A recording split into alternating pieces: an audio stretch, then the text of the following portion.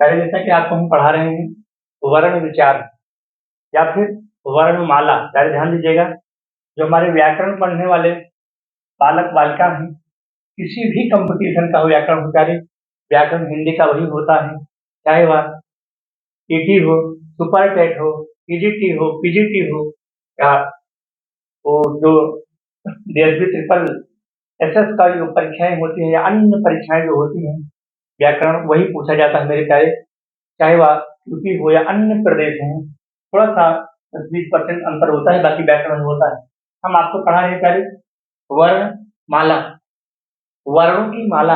जैसे माला को महिलाएं धारण करती हैं, वैसे ये वर्ण की माला है। तो वर्ण की माला क्या है? जो हमारे व्यंजन अक्षर हैं, क ख ग घ, ठीक है, जो कचट तप है, जो हमारे स्पर्श व्यंजन है, वही तो वर्णों की माला है। यानी ध्यान दीजिएगा, जो वर्णों का क्रमबद्ध समूह होता है, यानी हम इससे पहले भी आपको पढ़ा चुके हैं, जो वर्णों का क्रमबद्ध समूह होता है, ठीक है, वर्णों के क्रमबद्ध समूह को ही हम वर्णमाला कहते हैं। क्या कहते हैं? वर्णमाला कहते हैं। तो वर्णों का क्रमबद्ध समूह को हम वर्णमाला कहते हैं। भाई, वर्णों का एक क्रम बना रहता है, उसी को वर्णमाला कहते हैं। और क्या है? जो वर्णमाला होता है, वर्णमाला जैसे मान लीजिए अक्षर है, तो अक्षर आधन अक्षर, अक्षर का कभी नाश नहीं होता है, जिसको हम कहते हैं अक्षर। यानी आज आपको हम पढ़ाएंगे वर्णमाला। वर्णमाला मैंने आपको पढ़ा दिया है, बेसिकली वर्णमाला की आपको हमने परिभाषा भी बता दी है, ठीक है।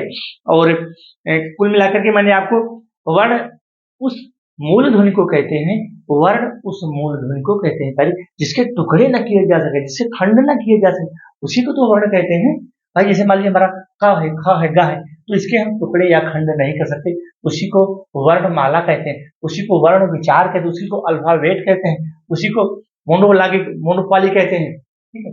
तो वर्णमाला क्या है? जो मूल ध्वनि होती है, मूल ध्वनि के जो खंड न किए जा सके, मूल ध्वनि का जो है उसके टुकड़े न किए जा सके, उसी को हम कहते हैं वर्णमाला। वर्णमाला।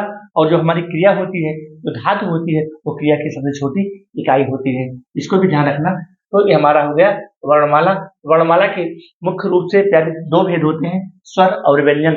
स्वर व्यंजन क्या है? व्यंजन जो होते हैं वो स्वर की सहायता से बोले जाते हैं। मेरे पास ध्यान देना, स्वर स्वर को तो हम अकेले बोल सकते हैं, स्वर हमारे 11 हैं, यानी स्वर हमारे कितने हैं? 11 स्वर हैं, और ये हमारे 33 व्यंजन है, ठीक है।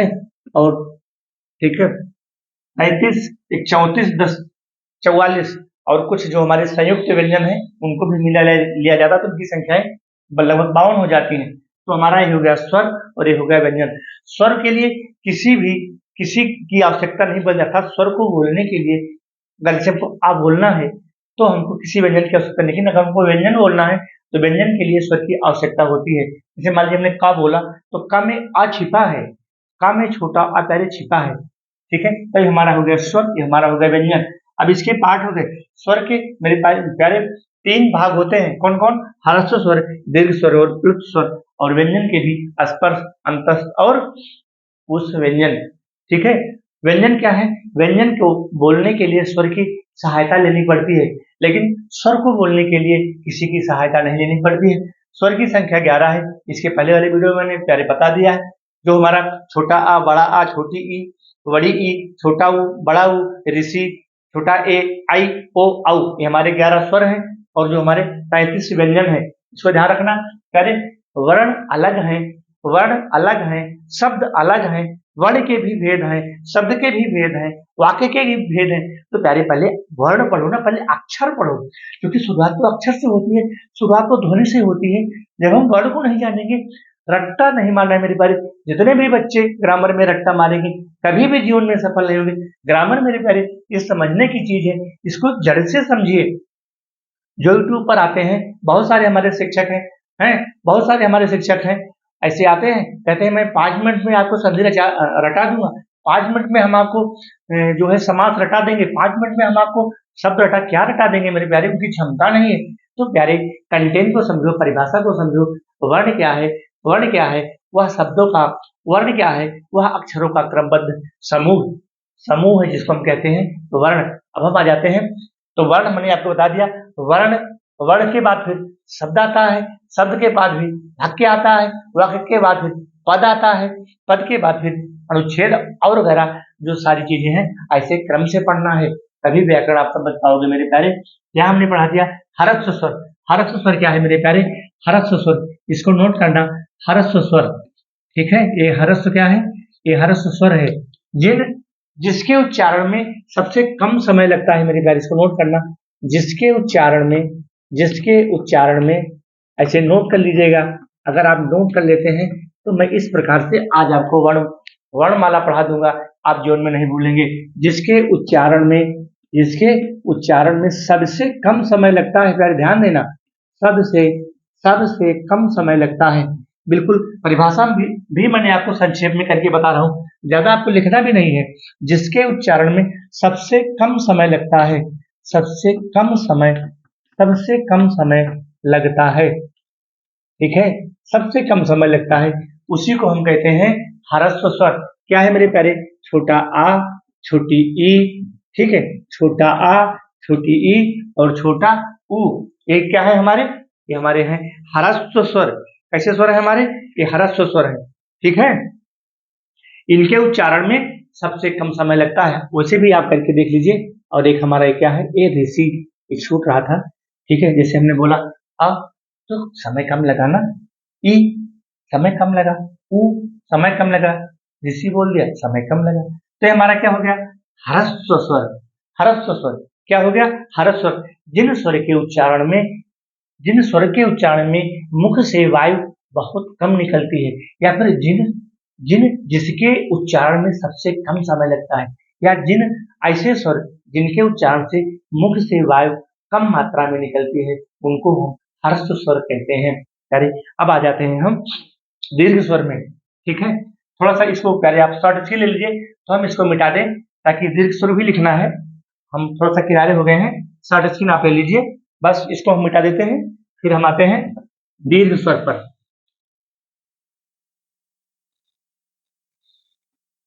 अभी इसको हम पढ़ा देंगे, ठीक है।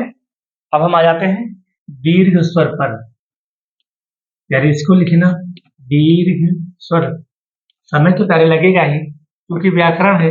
इस शॉर्ट वीडियो तो भाई है नहीं कि जल्दी से तुमको हम रील को दिखा दे और चले जाए। जिनके उच्चारण में 2 गुना समय लगता है मेरे प्यारे, स्वर का 2 गुना समय, ध्यान दीजिएगा। परिभाषा में बहुत संक्षेप में लिखूंगा, बहुत बड़ी परिभाषा नहीं लिखूंगा प्यारे, ताकि आपको कंठस्थ हो जाए। मैंने इसको एनसीईआरटी से पढ़ के आपको बता रहा हूं। जिसके उच्चारण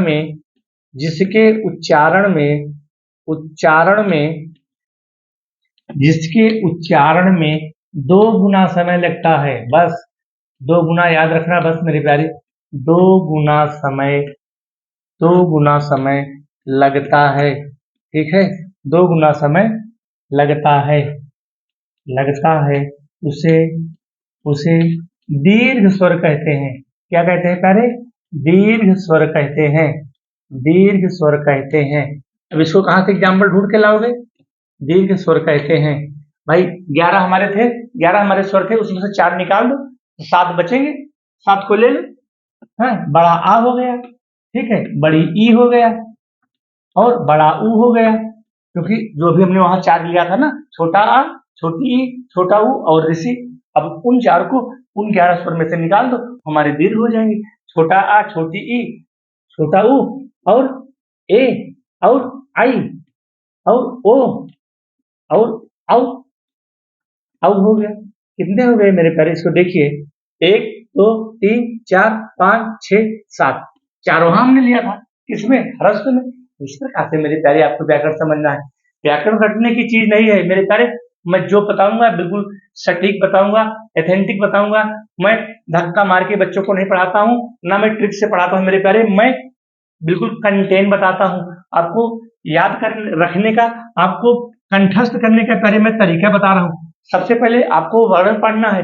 अगर आप हिंदी का व्याकरण पढ़ेंगे, आप किसी भी क्लास की तैयारी कर रहे हो, तो पहले आप वर्ण को समझिए। जब आप वर्ण के भेद, वर्ण के सारी चीजों को आप समझ जाएंगे, तो फिर आपको शब्द पे चलना है। जब शब्द आपको समझ जाएंगे, तब आपको वाक्य पे चलना है। ऐसे पहले सीढ़ी से चढ़ना है, ठीक है। तो हमारा क्या हो गया? ये दीर्घ स्वर हो गया, ठीक है। इस प्रकार से, जैसे मान लीजिए पहले इसको हमको तोड़ना है। अब तोड़ना जान लो, ये बड़ा आ है, इसमें 1 आ छिपा है और 1 आ छिपा है, तभी तो ये हुआ। और इसी प्रकार से इसमें भी एक ही छिपी है और प्लस एक ई छिपी है। इसमें भी क्या छिपा है, ऊ छिपा है और प्लस ऊ छिपा है। इसमें भी एक ए छिपा है और प्लस ए भी छिपा है। और इसमें भी वही छिपा है ए, इसमें भी छिपा है, दो छिपा है ए आई, ठीक है, ए आई। इसमें पहले छिपा होगा आधन ए, आधन ए छिपा है, सॉरी हो गया था। और इसमें भी आधन, आधन आई। और इसी प्रकार से इसमें भी है, ठीक है। इसमें भी है हमारा क्या, ऊ धन ओ, ओ, ऊ धन ओ, ऊ धन ओ। और इसमें हो जाएगा औ, तो बड़ा ऊ धन ओ हो जाएगा। इस प्रकार से अर्थात व्यंजन को, व्यंजन शब्दों को बोलते समय हमें स्वर की आवश्यकता पड़ती है। तो इसमें जो हमारे 7 हैं ये हमारे क्या हो गए प्यारे, ये हमारे दीर्घ स्वर हुए। हमने इसको तोड़ के भी बता दिया कि यह अक्षर इसमें छिपे हैं, ए अक्षर इसमें क्या है, छिपे हैं। इसी से इसका निर्माण हुआ है मेरे प्यारे। अब हम आते हैं, इसको आप शॉर्ट स्क्रीन ले लीजिए, मैं किनारे हो गया हूँ। इसके बाद आते हैं, हम पढ़ाते हैं आपको प्लुत स्वर। क्या पढ़ाते हैं, प्लुत स्वर। इसी का एक पार्ट है, इसका इसी वर्णमाला का एक पार्ट है प्लुत स्वर। यार यहां नोट करना क्या है हमारा प्लुत स्वर, ये है प्लुत स्वर। इस प्रकार से अगर आप व्याकरण को पहले समझेंगे तो आप व्याकरण को नहीं भूलेंगे। बाकी भाई व्याकरण मेरे प्यारे, व्याकरण रटने की चीजें नहीं है। क्या है, जिन स्वरों के उच्चारण में 3 गुना समय अर्थात ह्रस्व स्वर में थोड़ा सा समय लगता है, मुख से वायु कम निकलती है, दीर्घ स्वर में उसका 2 गुना समय लगता है, प्लुत स्वर में 3 गुना समय लगता है। जिन स्वर के उच्चारण में, जिन स्वर के उच्चारण में, जिन स्वरों के उच्चारण में, जिन स्वरों के उच्चारण में 3 गुना समय लगता है। कितने गुना, 3 गुना समय लगता है। यार ऐसे इसको नोट करना, 3 गुना समय लगता है, 3 गुना समय लगता है। उसे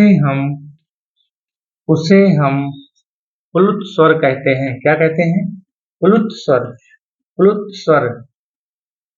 मेरे प्यारे ऐसे पढ़ना, अगर ऐसे हमारे अगर पढ़ाने से पढ़ लोगे आप ना, पूछ लेगा कि निम्नलिखित में से कौन स्वर का उदाहरण नहीं है, प्यारे निगेटिव में पूछ लेगा, तब क्या करोगे, फिर वहां ट्रिक नहीं काम करेगा मेरे प्यारे। पूछ लेगा निम्नलिखित में से कौन ह्रस्व स्वर का एग्जाम्पल नहीं है, निम्नलिखित में से कौन ह्रस्व स्वर का उदाहरण प्रस्तुत नहीं करता है। तो ह्रस्व स्वर के 3 ही तो भेद हैं, ह्रस्व स्वर, ठीक है, सॉरी, पूछ लेगा निम्नलिखित में से कौन स्वर का उदाहरण नहीं है, सॉरी हो गया था, निम्नलिखित में से कौन स्वर का भेद नहीं है मेरे प्यारे, ऐसे पूछता है। जो हमारी टीटी की परीक्षा है, जो सुपर टेट की परीक्षा है, टीजीटी है, पीजीटी से पूछ निम्नलिखित में से कौन स्वर के भेद को स्पष्ट नहीं करता है। तो स्वर के 3 ही भेद तो हैं, ह्रस्व हो गया, ठीक है, दीर्घ हो गया और प्लुत हो गया। एक इसमें से और दे देगा, कोई दे देगा, जो गलत करना है उसी से मिला के एक और दे देगा। जब आप इन 3 भेदों को जानकारी रहेगी, 3 की परिभाषा याद रहेगी, तभी आप इसको लिख लेंगे। तो जिन स्वर अर्थात प्लुत स्वर, जिन स्वरों के उच्चारण में 3 गुना समय लगता है उसे हम प्लुत स्वर कहते हैं। कौन स्वर कहते हैं, प्लुत स्वर कहते हैं। जैसे हमारा क्या है, ओम है, ठीक है, ओम हमारा है, इस प्रकार से हमारा ओम बनेगा, ठीक है। जो हमारा ओम है इसी प्रकार से हमारा बनेगा, पहले कैसे बनेगा, ऐसे बनेगा, ऐसे बन के ऐसे, ये ओम है, ठीक है। क्या है, ओम, ओम, ओम भूर्भुवः स्वः। यहाँ ज्यादा समय लग रहा है, जाहिर सी बात है, यहाँ पर क्या बन जाएगा हमारा, ये हमारा है ओम। इस प्रकार से इसको बनाना।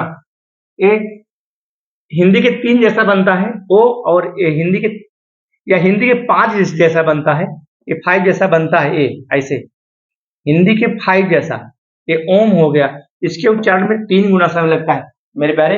हमें पूरा भरोसा होगा, हमें पूरा विश्वास होगा कि जो वर्णमाला के हमारे 2 मूल भेद हैं, वर्णमाला के हमारे मूल 2 भेद हैं। पहला क्या हो गया, स्वर हो गया, दूसरा क्या हो गया, व्यंजन हो गया। स्वर की संख्या कितनी है, 11 है। व्यंजन की संख्या कितनी है, 35 है। और तीसरा एक हमारा कौन सा है, अयोगवा है। इसमें पहले अयोगवा, अयोगवा क्या, अयोगवा का भी वीडियो मैंने आपको अपलोड कर दिया। अयोगवा क्या है, जिन वर्णों का उच्चारण ना तो स्वर में होता है और ना व्यंजन में होता है, उसको हम अयोगवा कहते हैं। अयोगवा के मूल रूप से दो भेद हैं मेरे प्यारे, ध्यान देना। अयोगवा के मूल रूप से कितने भेद हैं, दो भेद हैं। अयोगवा के मूल रूप से दो भेद हैं, लेकिन जाना जाता है चार को। कितने को जानते हैं हम, चार को जानते हैं, इसको भी ध्यान रखना। अयोगवा के जो है मुख्य रूप से दो भेद हैं। कौन कौन है, इसको नोट कर लीजिएगा। मैंने आपको इसका वीडियो भी अपलोड कर दिया है, ठीक है। जैसे हमारा हो गया अनुस्वार विसर्ग। अनुस्वार क्या है, वही अनुस्वार का चिन्ह, इसे ये अनुस्वार का चिन्ह हो गया, ठीक है। ये तो अनुस्वार का चिन्ह हो गया, और ये हो गया विसर्ग का चिन्ह। और इसके बाद एक हमारा आता है हलन, एक हमारा आता है हलन, जैसे ऐसे लगा देते हैं विद्या के नीचे। और एक हमारा आता है अर्धचंद्र बिंदु, जो हम चांद के ऊपर लगाते हैं, सांप के ऊपर लगाते हैं, ठीक है। और तो ये हमारा क्या होगा, अर्धचंद्र बिंदु, जो चंद्रमा के ऊपर लगाते हैं, अर्धचंद्र। तो अयोगवा तो मुख्य रूप से वर्ण के वर्णमाला के मुख्य रूप से दो भेद हैं, स्वर व्यंजन। लेकिन अगर ऑप्शन में तीसरा भेद भी रहे अयोगवा, तो अयोगवा पर आपको टिक करना है मेरे प्यारे। इस प्रकार से मैंने बता दिया। स्वर के हमारे तीन भेद हो गए, कौन कौन हो गए, हरफ स्वर, दीर्घ स्वर और प्लुत स्वर, इसको मैंने आपको पढ़ा दिया। अब हमारा बचा है कौन, ये हमारा जो व्यंजन है। व्यंजन क्या है, व्यंजन स्वर की सहायता से बोले जाते हैं। व्यंजन में हमारा हो गया स्पर्श व्यंजन, अंतस्थ व्यंजन, उष्ण व्यंजन मेरे प्यारे। इसको हम अगले वीडियो में अपलोड करेंगे, नहीं तो वीडियो बड़ा हो जाता है तो बच्चे पढ़ते नहीं है, तो अगले वीडियो में अपलोड करेंगे। तब तक के लिए प्यारे धन्यवाद।